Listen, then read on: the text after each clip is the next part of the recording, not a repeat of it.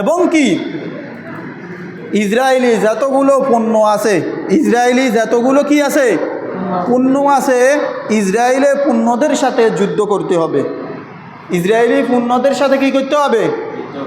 এদের সামান বাজারে আছে কি নাই, পাউডার আছে কি নাই, সাবান আছে কি নাই, মোবাইল আছে কি নাই, টেলিভিশন আছে কি নাই, তাদের এমন ডেটল সাবান আছে কি নাই, কোকা কোলা কোন কোম্পানি, তাদের কোম্পানি নয়, এগুলো আছে কি নাই, এগুলা কিনবো না। আমরা প্রয়োজন হলে দেশি পণ্য ক্রয় করব।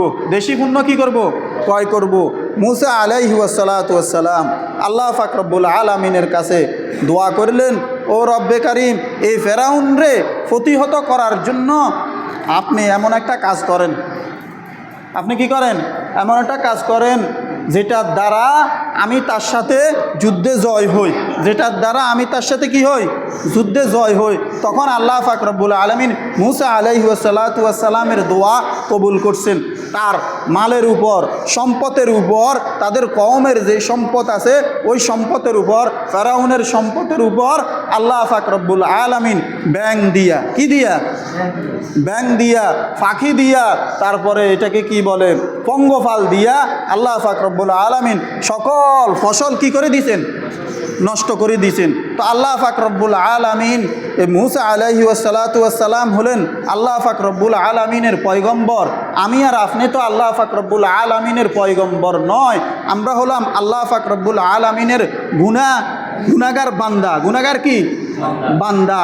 তখন আমাদেরকে তখনকার আমলে আল্লাহ পাক রব্বুল আলামিন ফেরাউনেরকে আযাব দিয়েছেন ব্যাং দিয়া, পঙ্গপাল দিয়া, বিভিন্ন ফসল আদি নষ্ট করাইছেন। আল্লাহ সুবহানাহু ওয়া তাআলার পক্ষ থেকে মুসা আলাইহি ওয়াসসালাতু ওয়াসসালাম পয়গম্বর। মুসা আলাইহি ওয়াসসালাতু ওয়াসসালাম যে দোয়া করে এই দোয়া কবুল হয়। মুসা আলাইহি ওয়াসসালাতু ওয়াসসালাম হলেন মাসুম। আমরা কি মাসুম? এখন আমাদেরকে কি করতে? আমরা হলাম গুনাহগার বান্দা। আমাদেরকে কি করতে হবে? ইসরায়েলি পণ্যদের সাথে কি করতে হবে? লড়াই করতে হবে। সেটা কি ইসরায়েলের কোনো পণ্য খরিদ করা যাবে নাকি যাবে না? কোনো খরিদ করলে কি হবে? গুনাহ হবে। কারণ ফতুয়া সকল উলামায়ে কেরাম, সকল মুহাদ্দিসিনে কেরাম, সকল মুফাসসিরিনে কেরাম সকলে ফতুয়া দিয়েছেন ইসরায়েলি পণ্য ব্যবহার করা হারাম। বলেন, ইসরায়েলি পণ্য ব্যবহার করা কি হারাম? হারাম, হারাম। তারা এই পণ্যগুলো আমাদের কাছে বিক্রি করে, আবার আমাদের থেকে টাকা নিয়ে অস্ত্র কিনি আমাদের মা এবং বোনদেরকে হত্যা করে এবং শহীদ করে। কি করে? তখন মুসা আলাইহি ওয়াসসালাতু ওয়াসসালামের দোয়া কবুল হয়ে যায়। পঙ্গপাল দিয়া, ব্যাং দিয়া সকল ফসল আল্লাহ পাক রব্বুল আলামিন কি করে দিলেন? নষ্ট করে দিলেন। আস্তে আস্তে ফেরাউনের ক্ষমতা কি হতে লাগলো? দুর্বল হতে লাগলো। ঠিক তেমনিভাবে আমরা ইসরায়েলি পণ্যকে যখন বয়কট করব, আমরা খরিদ করব না, তখন আল্লাহ পাক রব্বুল আলামিনের পক্ষ থেকে কি আসবে? রহমত আমাদের উপর বর্ষিত হবে। আমরা যেতটুক সাধ্য সামর্থ্য আছে, আমরা এই সাধ্য সামর্থ্য দিয়ে আমরা কি করতে হবে? চেষ্টা করতে হবে তাদের যতগুলো পণ্য আছে কোনো পণ্য কেনা যাবে না।